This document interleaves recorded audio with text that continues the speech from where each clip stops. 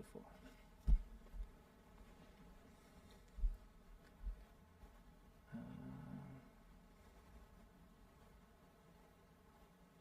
How do you say your last name? Hayslip. Hayslip? Yeah, just like it's spelled. It's weird. Okay. All right, so today we got Aaron Hayslip here to talk about all things podcasting and basically how he built his business and sold it, and the podcast was his main marketing tool. So Aaron, take it away. Tell us a little bit about yourself and like how you did it. Yeah, man. All right, I guess recap at the beginning. So I became a software engineer through a coding boot camp. This was 2013 in Austin, Texas.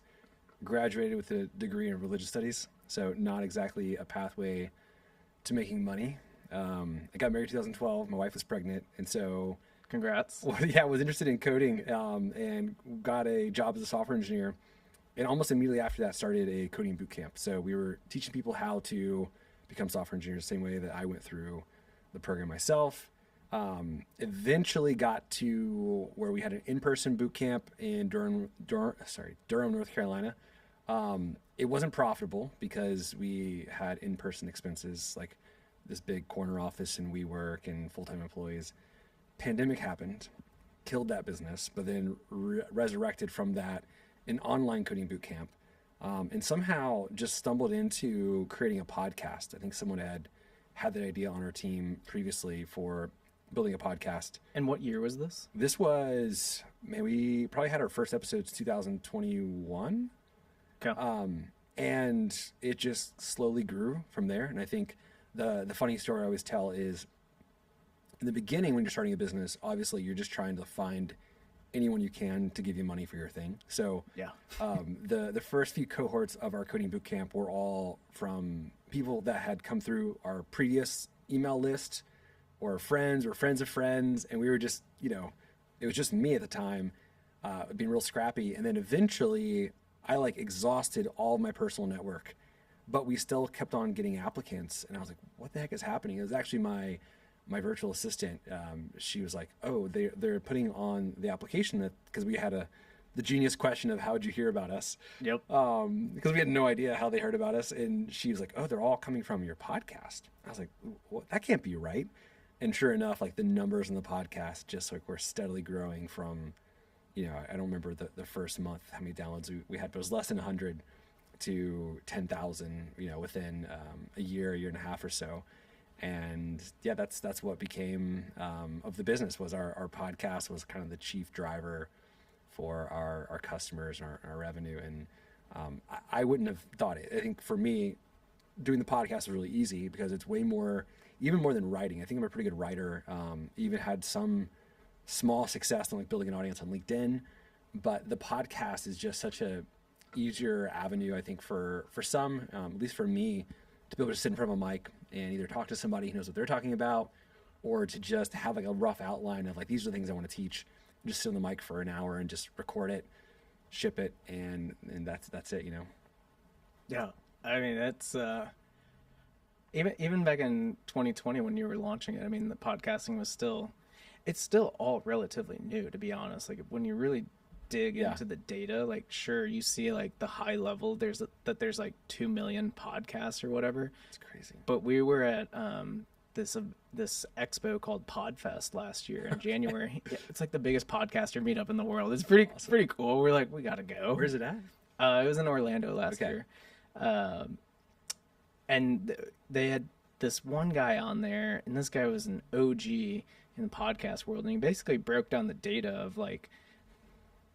of these 2 million podcasts, there's actually only, less than 10,000 legit podcasts. And what legit meant was that these people were still doing the podcast after 6 months, and that they had posted more than 20 episodes. It's crazy. Those were the only two key filters there. And so when you think about that, 2020 was super early, and even now it's still super early. Yeah, so I remember reading something like that when we were thinking about, marketing the boot camp. I'd had some previous experience marketing my business, and I made a few, I think, key mistakes. One of them thinking, marketing will save your business. You could have a really good product, But if you don't have good marketing, you know, you need to get good marketing. And what I realized is I didn't have a good product, right? Like that's one thing that I taught me, that good marketing won't save a bad product. But then two, it was like just experimenting with channels was important, because I had tried blogging, and then at the same time I heard some stat that was like, there's a blog for every, or there's X number of blogs for every person on earth or something like that.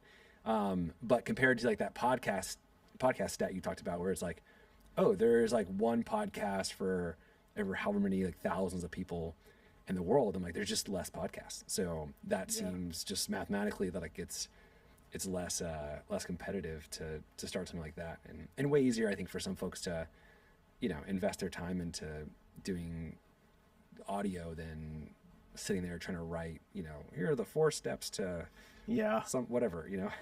Do you think that, I think that's an interesting point, because for me, right, like if I was going to sign up for this coding boot camp, I'm a visual learner, right? So I have to visually watch something and then apply it, which is interesting for, I guess, coding, but I guess you wouldn't really necessarily need all that much visuals there, because, I mean, what did you see there? What's your insight on why that demographic would favor audio learning versus anything else? Yeah, and you know, to be honest with you, I have no idea. I think when it comes to actually learning, I don't think audio is a great medium for like coding or hard skill, because you need something that's more kinesthetic. Like you have to like actually get into the code and feel it. Definitely. You need to watch examples of it. But I think for building an audience, the podcast is valuable, or it was, especially in this, I guess, industry, because, well, coding boot camps are sort of like universities in that you have some very legit ones, and then you've got like snake oil ones. And I think that's what was always the hardest thing for me as someone who started boot camps, was like, how do I prove to the world that we're not snake oil salesmen, that you really can come through our program and get a job as a software engineer? And so I think what a podcast enables was just like that trust building of like hearing me talk about my own story. I think one of my episodes was, and it's not like a super popular one, but I think it really helped galvanize my relationship with my listeners, was like basically how I was going through like a season of very dark depression whenever, you know, got married. A year later, my wife's pregnant, and I'm like, can only, my job, literally, I worked at, there was a Honda dealership up, we're in Austin, so off Koenig and like Grover. Oh yeah. I worked in the service department of the Honda dealership. So I wasn't even like in the actual dealership. I parked cars. Like whenever you came to get your car serviced, usually it's gonna be like, you know, it's gonna be 6 hours. So I was the guy who like got in your car and like put it around back of the parking lot and parked it for $9 an hour. And that was like the only job I could get with my religious studies degree. And so for me, whenever I became a software engineer, I was like, oh, this literally pulled me out of depression, because now I have an identity. I get paid. I have a role to play, like in this sweet Austin startup. I have an office that's like on the corner of 8th and Brazos downtown. Oh yeah. They cater Whole Foods, unlimited beer, massage chair. I'm like, this is like life. I'm not depressed anymore, you know? I look at my wife and I'm like, I got some confidence. Like your husband can get paid now. So anyways, I think episodes like that, where I'm just like diving in deep, they can listen to me and they know me. And then every once in a while, it was so funny, I would get on a sales call, or like an interested student would apply. And for the longest time, I was just doing everything myself. That's just like the arc of an entrepreneur, right? Yeah. And I think one episode I had some analogy that was ridiculous of, I think I was talking about how learning to code is like a step-by-step process. And here's an example of, you know, how I would teach you to do something step by step. And my example was poaching an egg, because for some reason I was very into Eggs Benedict, and I went through a season of trying to poach eggs and eventually figured it out. So I was explaining the podcast as an analogy, like poaching an egg. And I got in the call with this guy, and he's like, holy crap, dude, it's the guy from the podcast. He's like, I just poached an egg. And but in his mind, he was like, I'm talking to like the famous guru of software engineering. Whatever this guy has to say right now, I will buy it like immediately. And sure enough, like he became a student, because he was like, dude, you sold me. I'm like, I'm convinced that you're the guy, you know the right things, the wrong things. I trust you. And a podcast just builds that, you know? So 100%. To answer your question, I think a lot of it really is that relationship building. Even though it's one-sided, you feel like you know the host, But then also, I think it just took advantage of, okay, so you're not in front of the computer right now, but like, what can I teach you so that whenever you do get in front of the computer, you have some background context? And I think there's a lot of technical things you can actually learn. So, like one example was we taught JavaScript as like a foundation for like the first thing you would learn in the program is like your first coding language. For most people, you talk about JavaScript, they're like, I don't even have context for what that is or why I should know it. But you're telling me, I'd be there. Yeah. If you're telling me if I learn this, eventually I'll get a $120,000 job and they'll give me beer at work. Let's go. Yep. And so in the audio version, it was like, okay, I could give them all of the pieces of JavaScript. I could explain them. I could tell them why they're useful, what they are. And of course, they're not going to walk out of the episode knowing JavaScript, but they will have an understanding for what it is, so that by the time they get to their computer, they're not like, what in the world do I need? What do I need a for loop for? I was like, oh yeah, he explained the for loop. Oh, now I'm seeing like what it is that he said. So that was like one of the most popular episodes where I was like, this is literally has no emotion. It's not charismatic. It's just an explanation of something that they wouldn't otherwise watch a video on because you're in the car anyway. So yeah, interesting. Yeah, I agree with that. Any type of like podcast specifically, like, and you're obviously doing it because you know something that nobody else does, right. And you've identified the opportunity in the market there, and it's, I mean, that's what I've seen with a lot of the big people is that it builds credibility, it builds trust, it positions you as the guru in the space, and it just like the guy, like he's gonna buy whatever it is that you're selling. And I have, there's one mentor course that I had taken, and whatever that guy says, and this is in the video editing and videography world, I will buy. Yes. Because you are the guy and I trust you, and you're the one who puts out the best content. I think the secret is, like, they're probably right. Like, whatever they're doing probably is the best, but it's probably just as good as like 1,000 other options, right? Like, and that's just something I always said about our course, even the boot camp. I was like, all right, here, our promise is you go through the boot camp, you're going to, however many weeks long, you're going to learn how to code, and then jobs are available to you. I'm like, I bet there's 20 other programs around the country that you could take that are similarly priced, probably just as good as ours. And I even would say that on the podcast, but I know the reason why they're going to go with ours is because of like this extra layer of trust and authenticity.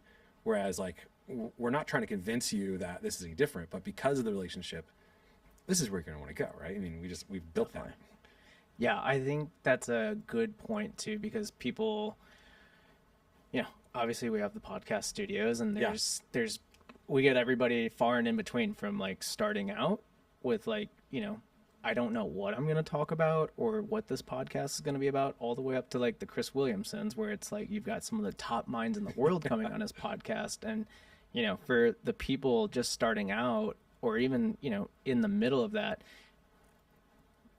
one of the like biggest FAQs we get is like, how does this help me? Like, how is this going to help my business? How is it going to help grow it and stuff? And I think that's a really good example of like, if you build the relationship and show up for these people, like there's probably a million other similar products, right? But buying is based on relationships, and at the end of the day, who do you want to buy from, and who do you want to be in a relationship with? Because I'd much rather go buy a product from my friends that's kick-ass versus some corporate giant that I have zero relationship with. Yeah, and I feel like, and I'd be curious of your opinion on this too, but the value that you get from being the person who creates the podcast is so much more than, like, I just got lucky, I think at the end of the day, I wasn't so worried, if I'm honest, whether or not we got 10,000 downloads and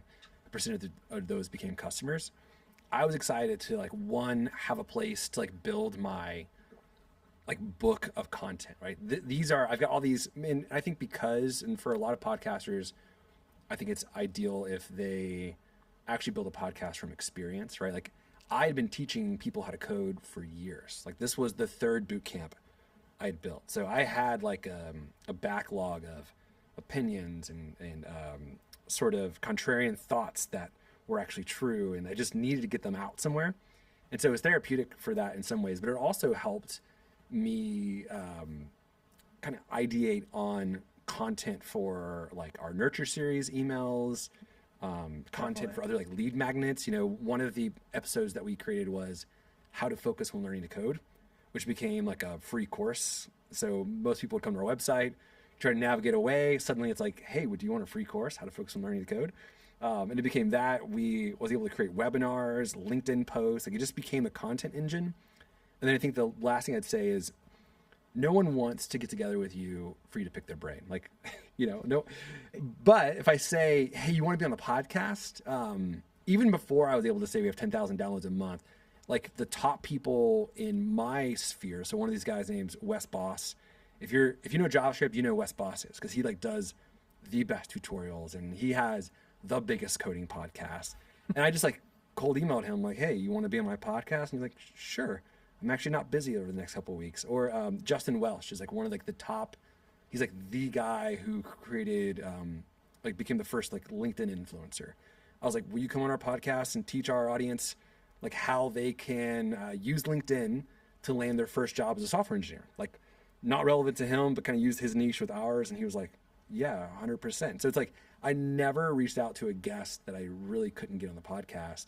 I mean, it wasn't like asking, Joe Rogan to come on or anything like that, but in our niche at least. And I was like, that's just because they know that instead of sharing this with one person, they're going to expose me to however many people, even if it's 500. I think that's more than grabbing a coffee and doing a brain pick. So even right now, like my friend and I were launching a brand new business, and I have no idea if like a podcast and based on our new business is going to be valuable or not. But I'm like, it's worth it for me to try and build it, because even if I don't get 10,000 monthly downloads and number of customers from it, like I know all these other things will happen as a result of it, and our business will just be better for just doing a podcast. So you're saying that just by doing the podcast, that content alone is what helped build the library for like FAQs, for webinars, for email newsletters, for like FAQs, for SOPs, like all that stuff. Yeah, and I think I hear people talk about this in, I'm no marketing expert, but I think what I hear from most folks is everyone probably has like a content engine that they're most comfortable with. For some people, it's like writing articles. For some people, it's YouTube videos. And I think for me, it's just podcasts, which I get extremely drained from like interpersonal interactions. Like I just can't I'm not a sales guy. Can't have many conversations. I hate talking to people. I'm pretty good at public speaking these days, but like I'm not a fan of it. So it's weird to me that a podcast is the thing that is my content engine. But I think regardless, like having that is important. I think from podcasts is probably, regardless of who you are, probably the easiest one, because at the end of the day, you just can get on the mic and start talking, and you can edit down 3 hours of garbage into an hour of real content later, if you need to.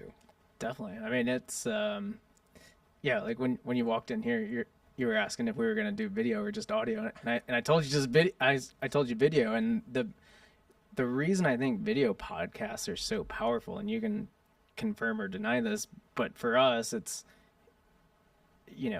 you've got the video, which is one medium. Yeah. And then from that medium alone, now you're pulling audio as the medium. Yeah. Then you can take that audio file and transcribe it, which then can be part of your SOP or FAQ or a blog post for even that.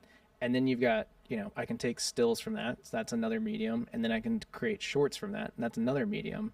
And you're getting 5 mediums from one thing. So it's, for me, why not? You know? Absolutely. In fact, I had so my new business is we create, we have like a virtual assistant agency where we basically build custom playbooks for people who are hiring virtual assistants. And we do all the magic and all that. But the part of the process is like, how can you create these creative, repeatable playbooks that entrepreneurs can use? One of the ones I really want to experiment with is this idea of, taking a podcast and then seeing if you can have an assistant basically turn into a bunch of social posts, because most of like the social media like content creation gurus will tell you like use templates. Like you can go find someone's top post. I think one, for example, was, this was a guy who was a solopreneur, and that's like his shtick. on LinkedIn is like, how can you create your own business from your own brand? And he talks about, I think the template is like, I used to, before when I had a 9-to-5 job, I cared about, and all the depressing things that you care about whenever you have a 9-to-5 job. He goes, now I'm a solopreneur, I care about X, Y, Z. And it's like, I could use that. Before I was a software engineer, I cared about, these things. Now I care about. Before I had a virtual assistant, I cared about. So it's like a template. But I'm like, you could just take and find a bunch of templates like that and then grab the main idea of a podcast, especially if you have it transcribed, and then you can search it with AI and figure out, okay, what's the main idea of this podcast? You can just fill those into templates, and then bam, like without you literally having to do anything. Like you could have someone for $5 an hour who builds like all of your social content. So yeah, man, I'm excited about trying that because I never did that before the previous podcast. I just kind of roll my own, but there's a lot you can do for sure if you have that content library. It's interesting you bring that up as one of your ideas because it's something we're playing around with on like, I've always been a fan of Fireflies, Yeah, the AI note taker, and I love it for my sales calls because it lets me just genuinely be present in that call, and I don't have to take notes, and I can go back and look at it and like, here's the main talking points, here's the things that I need to follow up on, these were the dates, these are where the prices. I'm like, this is great, it's easy. And so I had this idea last week that why wouldn't we just plug in something like that to the podcast? And so whenever people are getting their deliverables, they're also getting the podcast summary. But to your point, if you're doing it right as an entrepreneur, solopreneur, business owner, then you could just be like, hey, VA, here's the things, and like, go create the shorts based off of the main talking points here, or like, hey, create this SOP on those talking points. I think that's super powerful, and you guys are onto something there too. And then there's maybe a scenario in which your podcast is crap and no one listens to it. Yeah, but it creates a bunch of amazing social content. Like I think that's a reality that people could have, which is like, all right, it's super easy for me to sit down, and actually I've experienced that because I started 2024 thinking, all right, I'm just going to start writing like long form articles because I read some posts, where I was convinced by this guru that just write long form articles and then create social media content from that. And I'm like banging my head for one article. I'm like, I've spent 8 hours trying to write one article. But I was like, here I am. I've created a lot of really valuable podcast episodes. I was like, scratch that. Like, I'm just going to do podcast and nothing else. Definitely. Start my posts. I mean, this is way easier for me to just talk about these things versus like me emailing you and asking a million questions or whatever it is. It's way easier for me to consume and learn stuff like this. And I think that's a good point to transition into, though, is with the topics of your podcast. Like, how did you pick those, from starting out to towards the end? Like, what did you learn there on like how you were putting those together? Yeah, I think I stumbled upon, and this is something I still have an open question about. And we were kind of talking about it, I think, before we started recording, which is like, what's a predictor of success for a podcast? Like, how do you know it's going to be good? Because I feel like at some point, everyone's had, a lot more people than I used to know have had podcasts, and most of them don't do well, right? I ran into a friend the other day, and he's been doing his podcast for over a year. And I'm like, how's it going? He's like, oh, it's all right. And whereas I saw this like linear, immediate success with it almost. And I think a lot of it has to do with like identifying not only a niche, I think you've said this before we started recording, like a niche within a niche, right? And so our niche, which by the way, that answers the question of like, how do you think of the content? Because if you have like a really narrow niche, it pretty much answers that question for itself, right? And so for us, the niche is people who are learning to code, hoping to get a job as a software engineer. And there's a lot of really great podcasts that were bigger than ours. One called Code Newbie, and they're essentially all the same, which is they're all a bunch of coding podcasts that walk you through technical basics, all the way to like just interviewing a bunch of software engineers of like, hey, why do you love this new JavaScript library or framework? And for most people learning to code, it's just nerd talk, and it doesn't actually help you become a software engineer.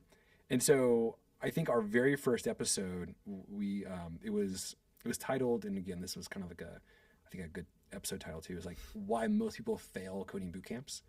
And so everyone thinks the ticket to, a successful career or a successful coding boot camp, or sorry, everyone thinks that the ticket to getting a job as a software engineer is to go through a coding boot camp.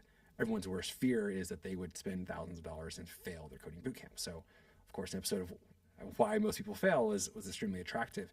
And the answer to that episode really was the premise for the whole podcast, which is I kind of went through and said, hey, I've started X number of boot camps before.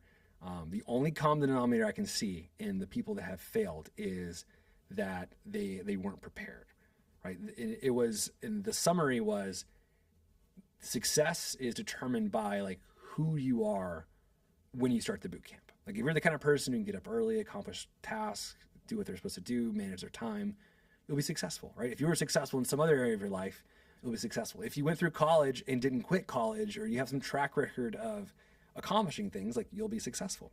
And so, but don't fear, you can change yourself, right? Like that's like a really cool part about the human experience is like you can work on who you are. And so hence the name of the podcast was Develop Yourself. So it ended up being specifically like personal development for people who want to become software engineers, because I think everyone sees like, yeah, of course I can go to this JavaScript course. There's literally a billion JavaScript courses online, but who's going to help me become the kind of person who's going to be successful in a coding bootcamp? And so personal development immediately started spitting out like super easy content, right? It's like, all right, personal development is time management. Like how do I do a morning routine?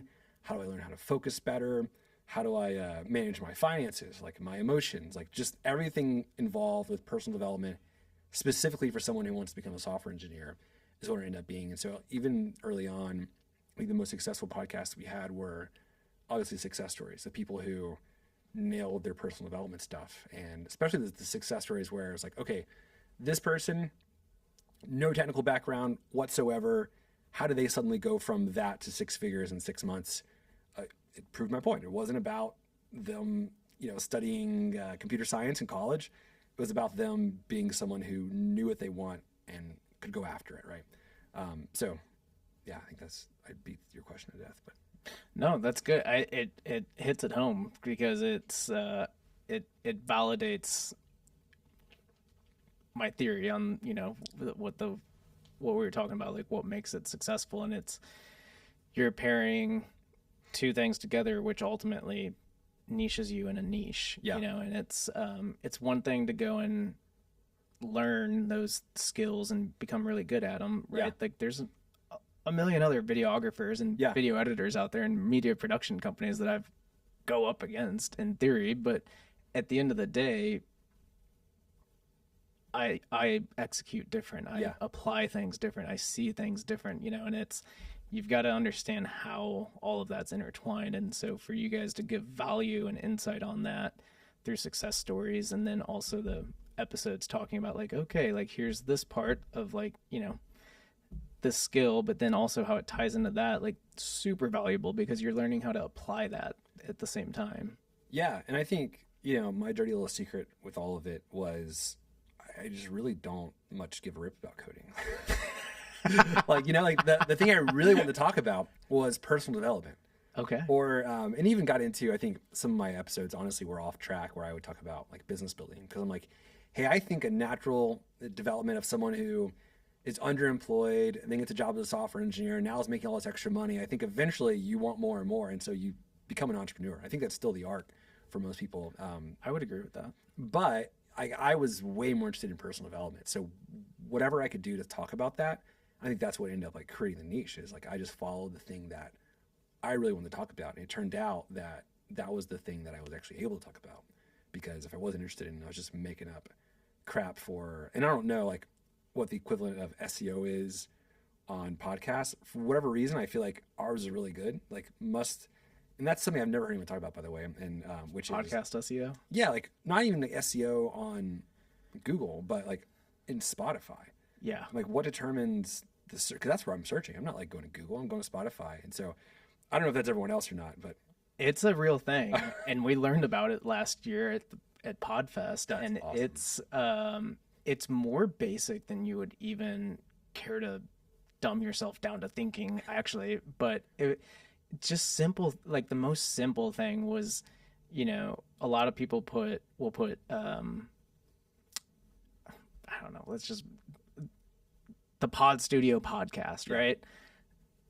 having the word "the" in front is horrible because there's a million other podcasts with "the," and all the way down to it was this, I forget exactly what it was, but it was something to do with the cover art, like album logo of the podcast. Awesome. And basically it was a dimension thing, and a lot of people put they have the album cover, and then like I think it was like the name of the podcast just gets completely torn off, so then you can't even see the name of the podcast when they see the image. That's so funny. And like script the aspect ratio or something like that. Yeah, I mean it was like I'll share it with you. It's really interesting, but 5 very very basic things, and a lot of it there was almost not that much to do with the titling or the description and stuff. It was more of like, you could get away with a short summary or a really basic title on Spotify or Apple Podcasts or Google Podcasts, and it's not as complicated as Google SEO in general, and it's just podcast SEO, but it's a real thing. Yeah, because I find that, I imagine most people are like us, and we had our podcast on every platform, but I mean, most people went to Spotify, so they just like told me like, okay, so probably Spotify search. You're jumping in your app thinking like, I need a podcast on this. Yeah. And the one that's the most specific is probably the one you're going to listen to. Yeah. It very true. What was your guys' distribution process like? Like where were you distributing it all on? Was it just Spotify or Google or Apple or YouTube or like Instagram? Like paint everybody a picture there. Like there was zero strategy, like almost negative strategy. I think so. I used Buzzsprout, which allows you to distribute on everything. So I can't even remember, but I'm sure it's on Apple Podcasts and Spotify and all that. As far as like distributing it or talking about it, I think every once in a while I talked about it on social media. I think I had, and I still do, about 8,000 followers on LinkedIn, and wow. I think most people found me on LinkedIn through the podcast and not the other way around. So it wasn't because you were putting the podcast on LinkedIn, sometimes or they were following you on LinkedIn because of the podcast. They were following me on LinkedIn because of the podcast. Okay. Every once in a while I talked about the podcast on LinkedIn, but it didn't seem to matter. And then we had a email list, which I'm sure they all came to the email list because of the podcast. Sure. But we shared about the podcast with them. So I don't know how they found us. Like honestly, they just somehow found us through Spotify, and I don't think I ever did anything to promote the podcast or make it more findable. Wow. I think it just worked or something. And I think people would share episodes with one another, because this is a niche where there is definitely a starving market who's like almost That's what it sounds like. Desperate to become a software engineer and to squeeze all the advice they can out of it. And I think that kind of audience, like, look, I found this episode that talks about this. This is what I've been feeling lately. Let me share it with a friend, So it probably does come back down to that, which is even making me think about my new podcast. I'm like, I got to do it right now. My new idea isn't good enough. I know really not that much about, at Amazon, I used to code some SQL, make some macros, but that's about it for my coding experience. And on the other hand, my co-founder, Jake, he didn't know anything about it either and just dove right into it and just, using ChatGPT to help, and then YouTube University for some videos. And that's awesome. But I can see where the opportunity is at for software engineers and developers, because it doesn't seem like to me that there's a whole lot of resources out there. And I think ChatGPT coming along really helped him. And honestly, that's how we got where we're at. It was very, very supplemental to what Jake was. Seriously. Yeah, that's amazing. No joke. Yeah. We utilize the shit out of it and still do to fix bugs and everything like that. I think that's what's crazy about all this, though, is that even with our podcast, it wasn't about the technical how-to. It was really about the stuff that no one talks about. And I think every industry probably has this layer where it's like, building podcasts there's some technical aspects to it, or doing media production. Yeah. But the deeper things are the things that you're thinking about, which is probably more along the lines of building a business, than it is anything to do with the actual technical aspects of creating great media necessarily. And same thing with coding. It's like, it's not really about like whether or not you can learn JavaScript or not. It's more about the question of like, am I an idiot because this is hard? And I need someone to tell me that, no, you're not an idiot. Keep going. Validation. Those kind of things are the things that 100%. people want to hear, you know? And I think that's probably the secret to a good podcast is probably the same thing as the secret to any other good marketing, which is like actually understanding the pain points of your listener and addressing them and almost telling them that like, it's going to be okay. You know?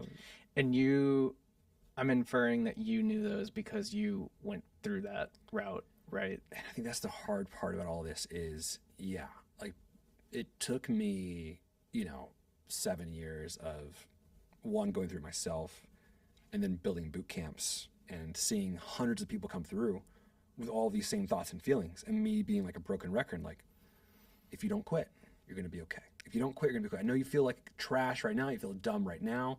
Next week, remember this moment because you're going to feel like on top of the world. And then the next week, you're going to feel like trash again. So like, remember every week it's a roller coaster. Don't forget what I'm telling you, And even like right now, me and my business partner are building a new business and, we're having to remind ourselves. I think a lot of the stuff we listen to about business advice, especially this day and age, I mean, we're talking about it right now, right? ChatGPT, virtual assistants, automations tell us like, take shortcuts because your time is super valuable. And it's like, well, we're currently not paying ourselves anything. Yep. So our time is worth nothing. I feel that. I mean, I could go get a job on the market and, I was working at Coinbase and making ridiculous amounts of money. So you couldn't make an argument for that. But it's like the experience I get from doing everything myself right now is invaluable because that's what's going to give me the content and context to help other people go through this process. Or even if I build another podcast, it's like I'm going to have to do this hard work up front where I'm like going through the crap myself so that then encourage others, like optimize then. But like right now, it's just, you got to do all the hard work right now. So again, our product is like, we're matching people with virtual assistants. Scott's downstairs right now, just on the phone, calling hundreds of people in the Philippines, doing interviews. And he's like, we could hire someone else to do that. But only Scott knows how to find the best assistants, Yep. And it's a key component to running the business, right? Yeah. Like the business owners that scare me are the ones that haven't been in the industry, haven't done the role, haven't like researched the products or anything. And it's, how are you going to know if something's good or bad? Yeah. Like you have no, whatever you want to call it, right? Like there's no, you're not going to know those things, and it comes from that experience. And I think is another good point you made on the hard part is now and putting in the work. And what was that like with the podcast, right? I know you kind of, did the hockey stick and stuff, but it's a lot of work, right? That's a big thing of why people don't actually do the podcast is because they start it and then they do it for a month and then they quit because they're like, fuck this is so much work and people want this instant gratification. How did you stick with it? Like what made it valuable to stick with it? How did you show up to be consistent? And like, was there anything along the way of like monetization or brand deals or like indirectly or directly with sales? And like, how did you just keep doing it? Yeah, good questions because there's lots here. One, I think eventually I thought of myself as my primary role in this company is to create podcast episodes. Like as soon as podcaster. Yeah, exactly. As soon as I realized like this is this is where all of our customers are coming from. It's like, all right, what can I do? And that's kind of the question like we guide, my new business, our clients are like entrepreneurs. It's like entrepreneurs do 100,000 things, right? But there's only like probably 2 to 4 of those things that only you can do that no one else can do, right? And so you probably delegate most of the other stuff away, but what's the only thing that you can do? And then if you did 3 times more of that, like what would the result be in your business? So in the beginning, it was like doing the podcast, there was the new energy around it. So I had not much time for it, but I had a lot of energy for it. And so it was easy to do like the first like 2 or 3 months. And then like I almost died, right? I didn't want to do any more podcast episodes. But by that point, I realized it was going well. So I knew, okay, what I need to do is figure out how I could just basically do podcast episodes. And I think I was in a unique position too with the business where I was, and that's kind of probably my real guru stuff is systems, processes, automations, delegation, right? Like just being ultra optimized is kind of like where my bread and butter of existence is. We had 0 employees. Nice. We were doing, I think at the time, mid 6 figures in revenue and all contractors, automations. I eventually got to the point where, like I went and got a job as a staff engineer at Coinbase because they're going to pay while me. doing all of this. Oh yeah. Wow. Yeah, because my only job in the company was to Taking do podcast podcasts. episodes.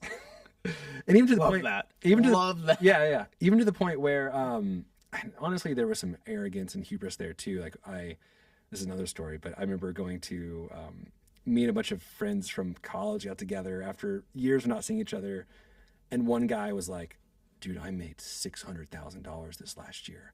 And I was like, I didn't, but I bet I could. So I was like, what if I automated my company and then went and got a job at Coinbase? So that's what I did. But all to say, like the podcast itself, even then I got tired of doing weekly episodes. So I found a friend of mine who he was doing YouTube videos, same kind of content. I was like, hey, would you want to co-host the podcast with me?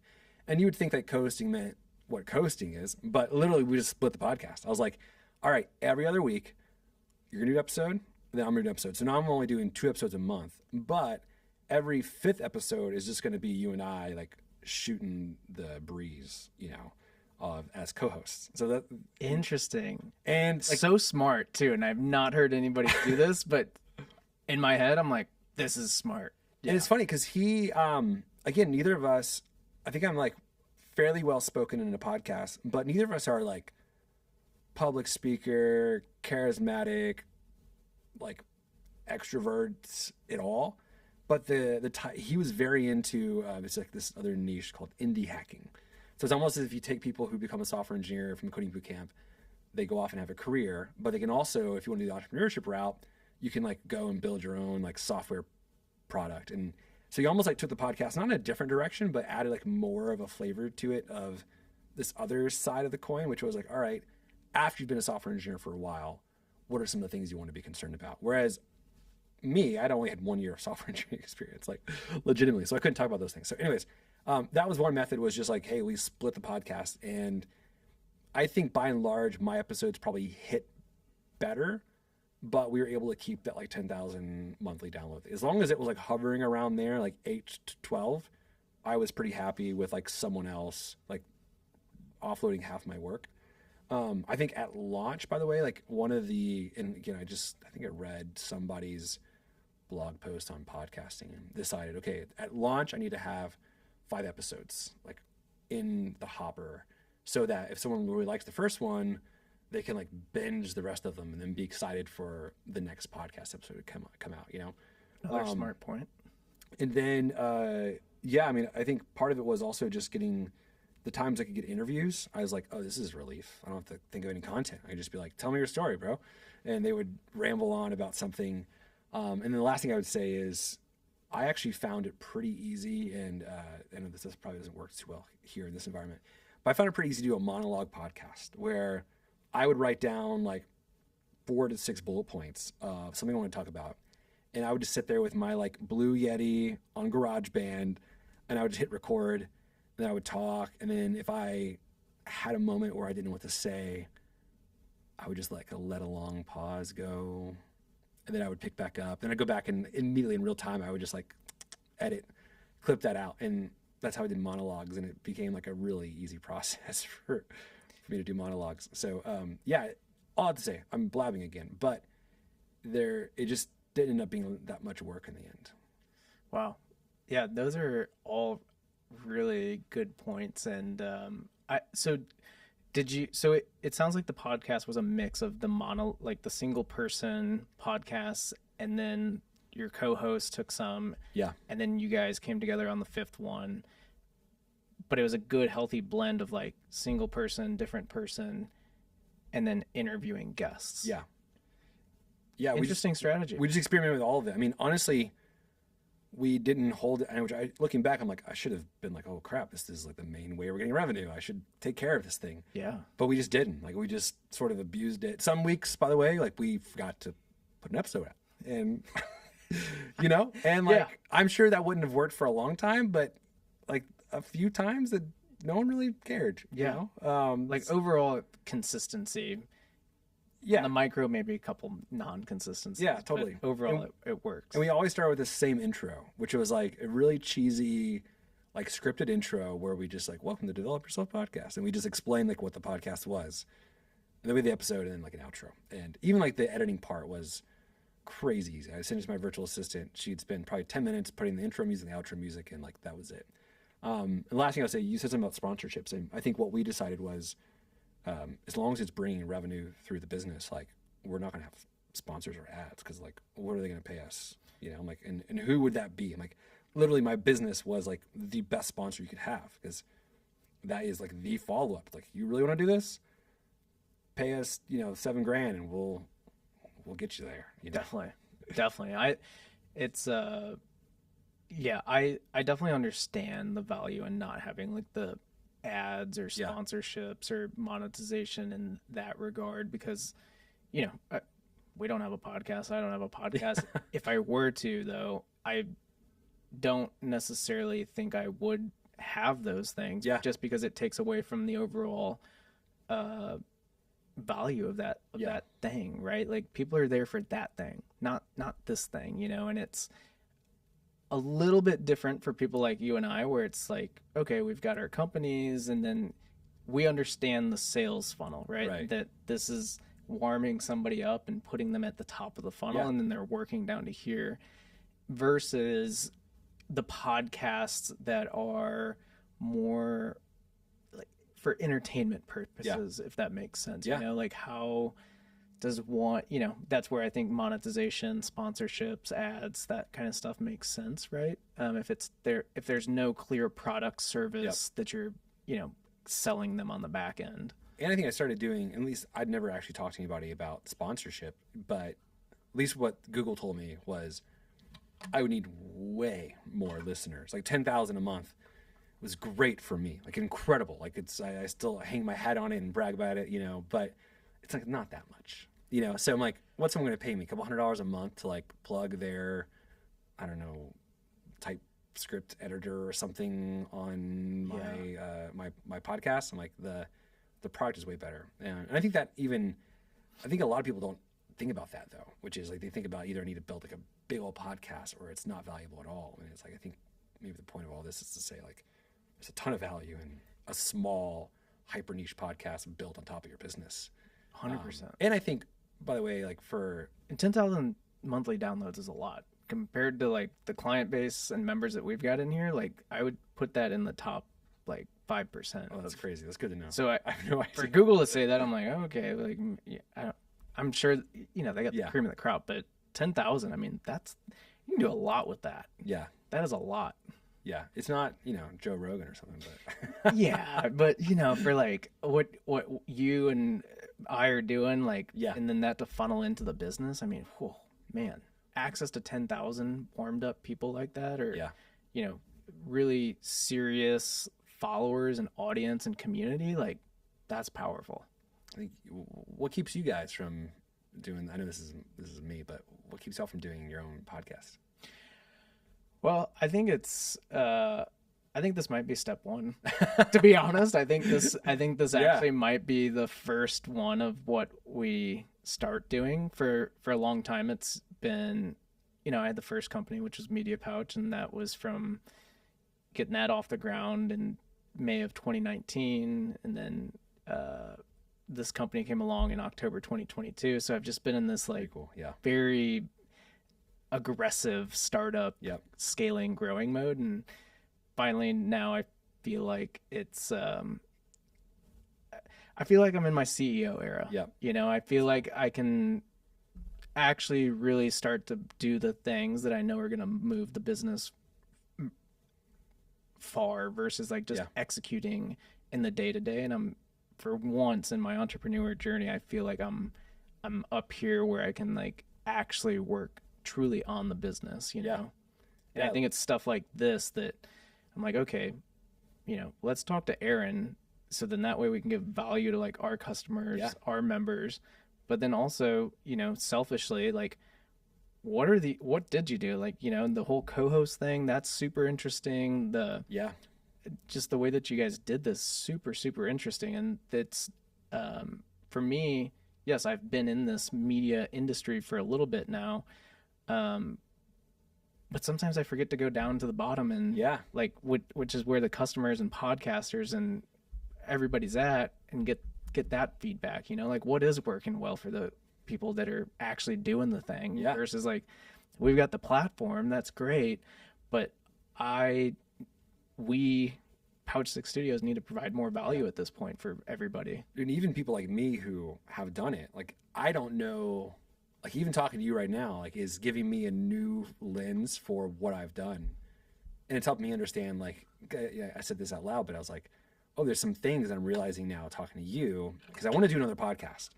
And I hope it's at least as successful as the last one, but I don't know if it is. And I honestly don't know like what contributed to the last one to be successful. You're helping me figure that out. But I'm like, if I could go somewhere and listen to a podcast host talk to a bunch of other podcast hosts about what's working, it's like, oh, that would help me narrow down the recipe here. I think I stumbled into a recipe that worked, but I didn't know what I didn't know. I just didn't break it, Especially someone like you who has access to a bunch of hosts who are doing it. I think it'd be killer. Yeah, it's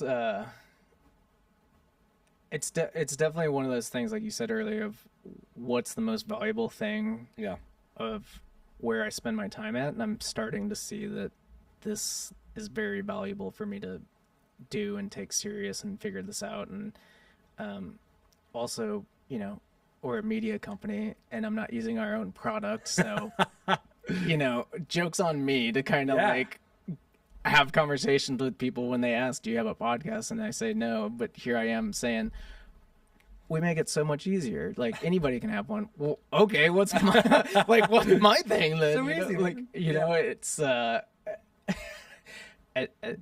gotta fix that problem. I gotta show people that I can do this and that it is this easy, right? So yeah, maybe this is step one for us. Well, that's exciting. Man.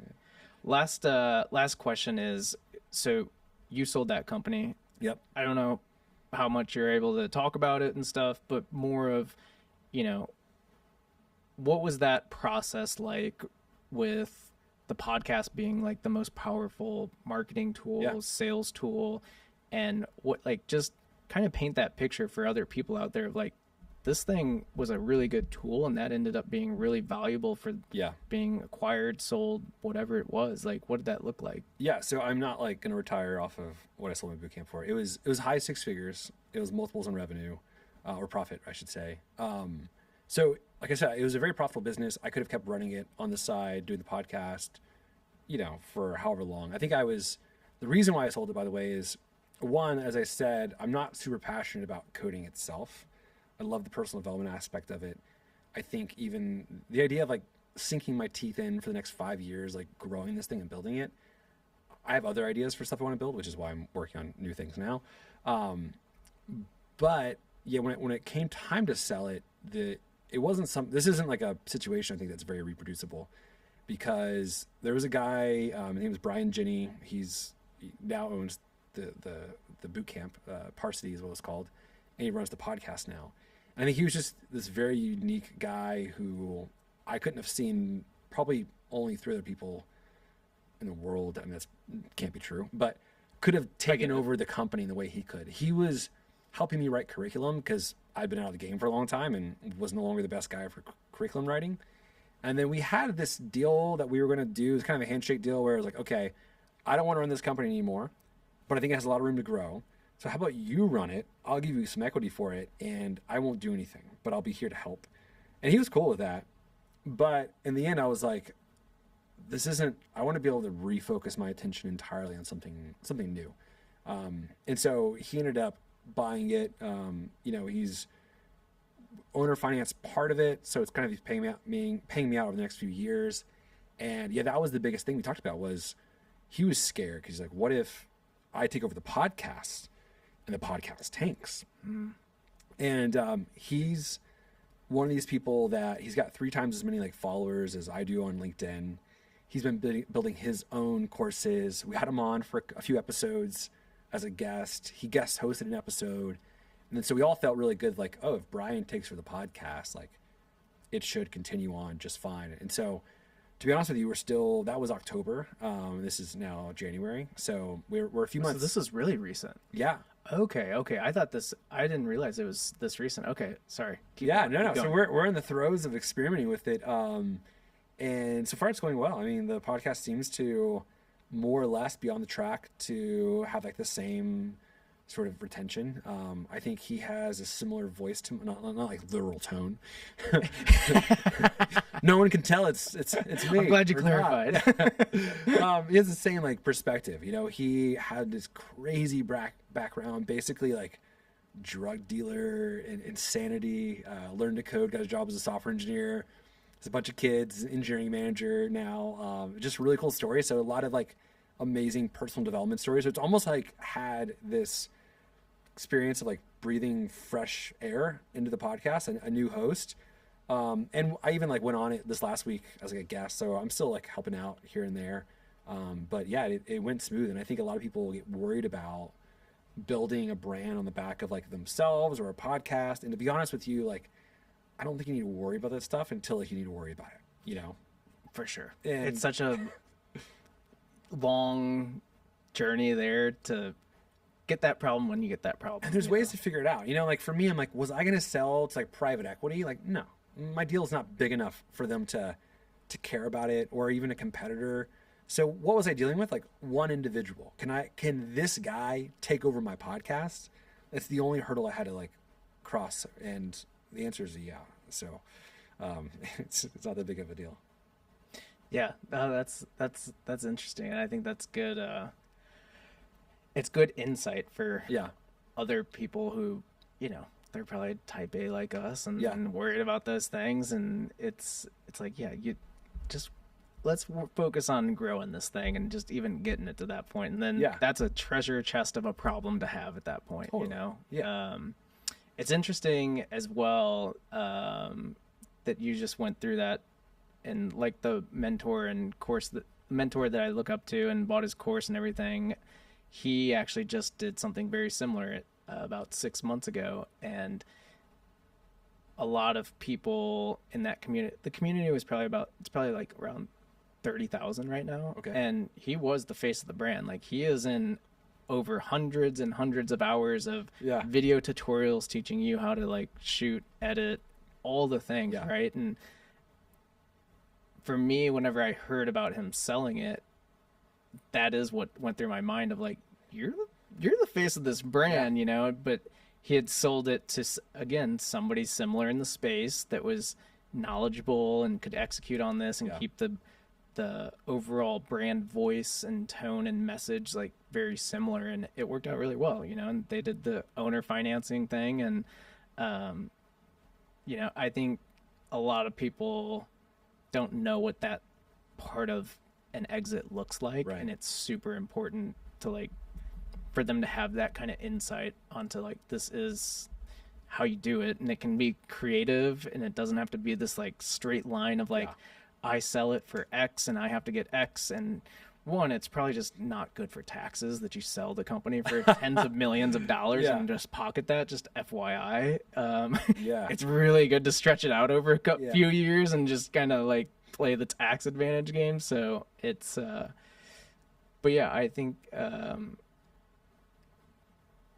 it's really cool what you built, and sorry, I don't even think we established this. Over what time frame? Like, how long did this? Like, you sold it in October. When did you actually start this? Just so people have a little context on like, what it took. Not very long, and I feel weird about that. So technically, I started the bootcamp in 2021. So like our first cohort was March 2021. Wow. And then so I technically exited October 23. Wow. So not very long, you know, and I think probably, you know, maybe Brian who bought it should be worried. But it's still a baby. It was a baby, but it was sort of a continuation of what we'd already built. So I started a boot camp that was in person 2017. Yeah. And even when I transitioned it from being in person online, for a while, I kept the same name and the same, like everything. It was the same company. And then later on decided to like switch the name and everything like that. So it was kind of a company that run, like I have books all the way to 2017. So it's kind of cheating to say it was so new, brand new idea. I'd been in the space for a long time, and I'd had an email list and all the advantages you get from starting a company, several years prior to that. Yeah. Yeah, no, that definitely makes it it's like I can relate to that, where it's you've been doing it in the game for a while, and then the official mark is then, but it's like, well, really, like it all started back then. So it's but still, nonetheless, from 2021 to 2023, it's a quick one. And did they, like, when you were ready to sell it, was that you put it out there on the market and you're like, hey, ready to sell this thing, or Yeah, you got approached by it? No, that's a crazy story too. I had on my list for a long time that I need to get this thing off my plate. Like, just emotionally, I think, and it's not like it was emotionally draining in the sense of things were going wrong where I was doing a lot of work on it. Like, as I said, I wasn't doing much work on it. It was emotionally draining because it was like, okay, here's this thing. It's very valuable right now. I mean, very valuable for me. I think I also get jaded because I listen to these podcasts, like My First Million, we're like, sold it for 200 million. I'm like, it's just, I'm not there. I'm not there, but I'm cool with my exit. But so I had this fear of like, okay, right now, if something massive broke in this business, I just could not repair it because I've like reallocated my time, and that like kept me up at night. And so That's fair. Yeah. And so I knew I wanted to sell it. I did put it up on acquire.com or something like that and got a few like hits. It was like the best business, I think, at the time on the website because it was like, it's as far as like profit margin and all that, but it's a website. It's hard to understand. So I literally made a list I had my assistant make a list of 3 people that I'd spotted. And I said, hey, will you get them all on calls? And Brian was my first call. Nice. And I was like, hey, I'm thinking about selling this. And we've interacted a lot together on LinkedIn because, I'm like growing my audience, you're growing your audience, we're talking about the same things. This is cool. You seem like a nice guy. I've never met you before, so we'd have to obviously go through like a process or something here. But what would you think about potentially like owning? And this was back when I had the agreement where it was like own part of the company. And he was like, oh wow, man, yeah, like I've been thinking about starting a boot camp for a long time, but I'm scared. I don't know anything about it. I'm like, great, I know a lot of things about it. Yeah. Like, you come buy this, and it was like all like for both of us, it was very new. Like the process, I was like, I think you can get like a loan from the SBA. He was like, I think I can too. He called me back a couple of days later. He's like, hey, I have, X amount of money from the SBA. I was like, wow, that was quick. I guess I'll find a lawyer. And he was like, I guess I'll find a lawyer. I'm like, yeah, we should both get lawyers. I trust you, trust me. Let's go get married. Let's go get some lawyers that don't trust either of us, And that's what basically him and I the whole time were like, this sounds good. Yeah, this is great. And our lawyer's like, no, you're a jerk. You don't our lawyers. They didn't say that, but they were typical lawyer. Oh yeah, they were just lawyering it up, which is hilarious. But we were like, I'm not mad at you. Are you mad at me? No, I'm not mad at you. It's just my lawyer. Like, oh, okay, cool. But yeah, it was really quick and smooth. It was great. So. That's awesome. I feel like most of the times you hear about this like long, painstaking process, and I'll tell you, it's all gonna fall through. The first one won't work. It's gonna be crap. And I was like prepared for that. I was like, this isn't go bad. Somehow Brian and I are at the end of this are gonna end up like mortal enemies. He's gonna steal all my money. I'm gonna steal his money or something like that. I don't know. But it wasn't like that. And also, again, it's not that big of a deal. It was really nice for us, especially part of my story is somehow I got laid off from Coinbase right after Thanksgiving. Okay. And was like honestly a big relief. I don't say that with like pride or arrogance, like, oh no big deal. I didn't even want to work there. But I did have like an exit planned eventually, but it didn't come with severance, So it was nice that they were going to pay me to leave. That's always nice. But what was also nice about it, because I've got 3 kids, okay, 5, 7, and 9, and I was like, oh well, I'm still getting a check every quarter for this boot camp thing. So like, love that. I don't have to make up that mailbox much money. Yeah, I don't have to make up that much money. Brian could crap the bed and the boot camp would fall apart. Yeah. He won't. So yeah, it's nice. That's amazing.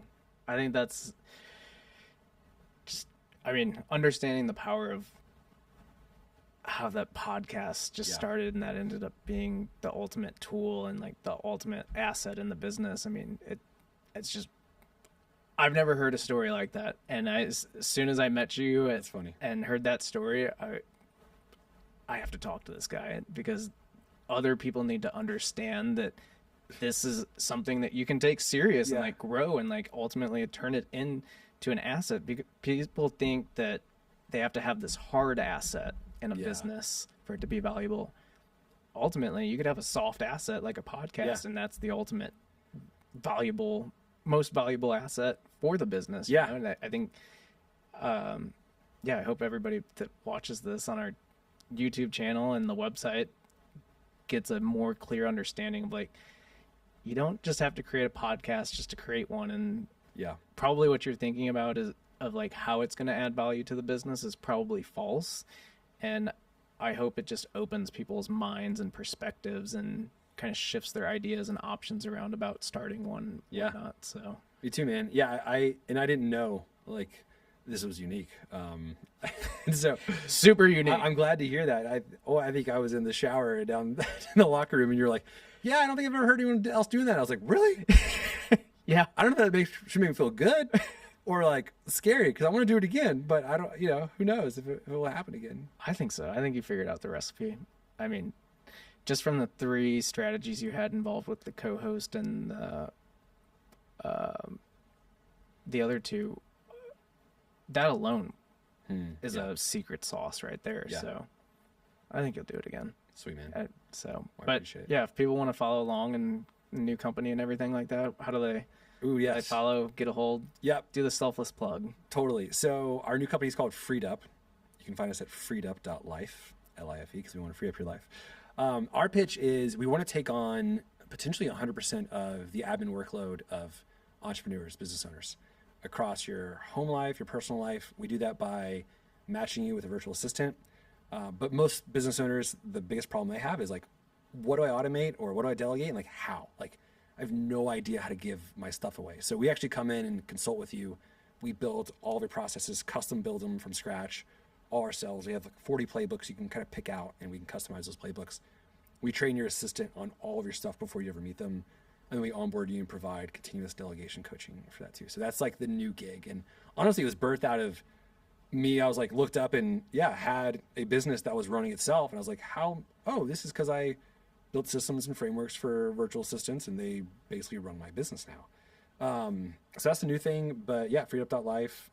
I only write stuff on LinkedIn and you can find me on LinkedIn at Aaron Hayslip, my name. So cool, man. Plug. Well, it was great talking to you today. If you need an assistant. Honestly, I think I do. I think I need to go. I think we need to have a separate conversation. You need a podcast, you need an assistant. Let's go. All the things. Boom. Dude, thank you.